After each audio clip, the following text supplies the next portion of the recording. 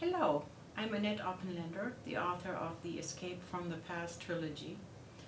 And today I'm going to read to you from the second book, which is Escape from the Past, the Kid, about Max being sent to the Wild West of 1881 New Mexico. And the section I'm going to read is pretty short. And in this little scene, Max has been abducted by several thugs. And those thugs' names are Fred, Wade, and the Irish.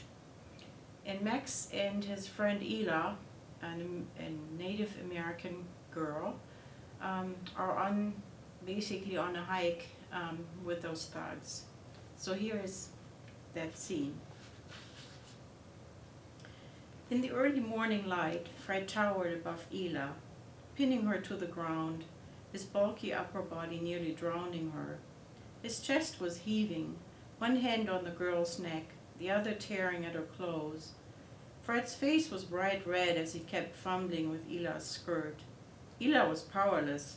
She was fighting for breath, her eyes wide with fear, her arms flailing without effect. A mosquito scratching at an elephant. She tried to kick, but Fred weighed down her thighs. Except for some sticks crunching beneath them, neither of them made a sound as they continued to struggle in eerie silence. Ela's eyes bulged. I knew the brute would choke her to death with his paw squeezing her throat. I needed a weapon. Grabbing the first thing I saw, I smashed it on Fred's head. The rock splintered above the gruesome scar, but to my horror, Fred didn't fall over. He roared like a mad bear and jumped off the girl. Blood gushed down his temples, but he didn't seem to notice. Instead, he focused his energy on me. You need a gun, my mind urged. The only thing I had going for me was quickness. As Fred moved to seize me, I ducked and slipped to the right, but space in front of the cave was limited, and there was no time to climb uphill or down. I hurled another rock at Fred. It bounced off his arm, eliciting no more than a groan. Fred kept coming. From the corner of my eye, I saw Ela scramble up the slope and out of sight. Why did you attack the girl? I yelled. It was the last thing I managed before he picked me up and threw me. I landed on my back, my lungs deflated. Struggling for breath, I watched Fred approach. He looked frightful, blood dripping from his forehead and jaw, his eyes wild with rage. Still gasping, I forced myself to roll sideways to get out of Fred's reach.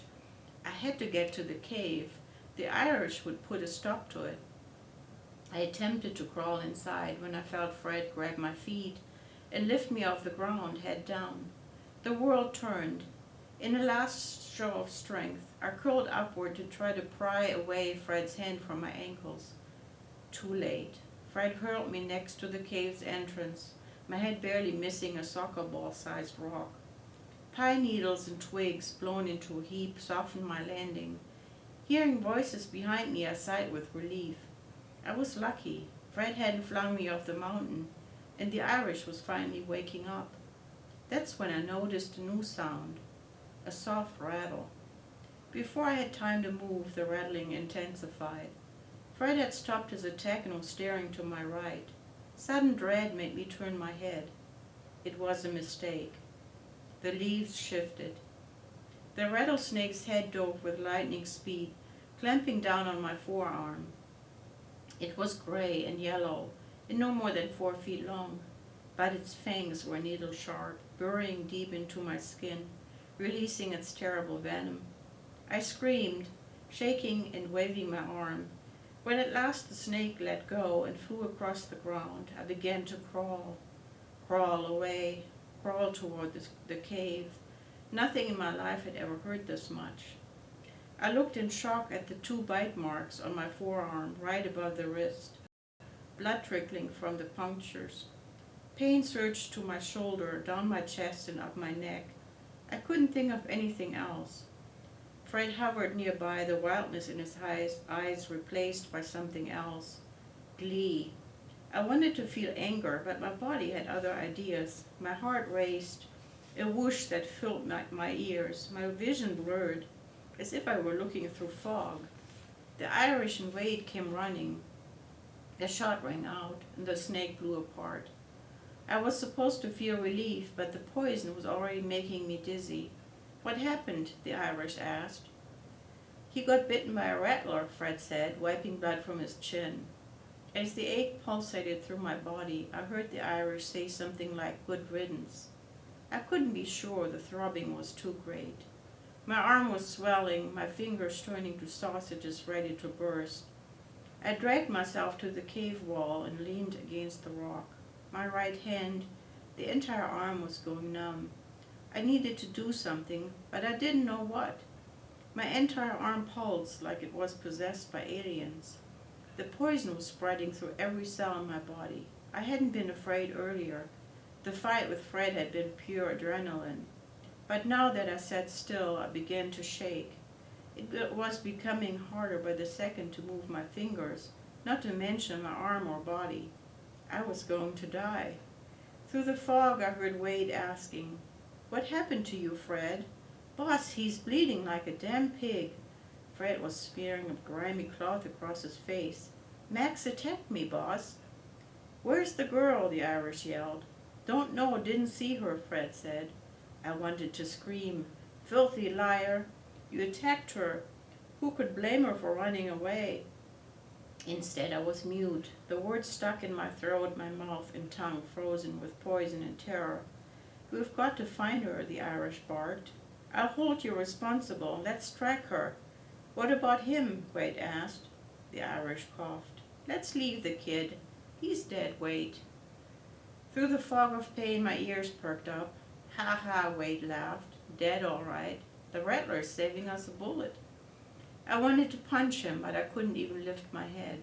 My eyelids drooped.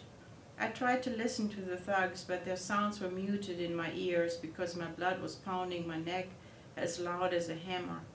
"Concentrate," my woozy mind urged. "How do you treat a snake bite?" We had antidotes where I came from. In the wilderness of 1881, I had nothing. I didn't even have my knife to cut open the wound, if that was the right thing to do. My knife! Wade had my knife. "Can I get my knife back?" I croaked, a voice that sounded like somebody else. Nobody answered. My vision blurry, I dragged myself to the cave entrance. It was empty. I was alone. The men had gone, scattered, to find Ela. I hoped they wouldn't find her. She knew these mountains. The men did not. Even if I died now, at least I'd enabled her to get away. Ela, Wade. What was it I was searching for? I closed my eyes and saw nothing. Thank you very much for listening. And this is the book, Escape from the Past, The Kid. Thank you.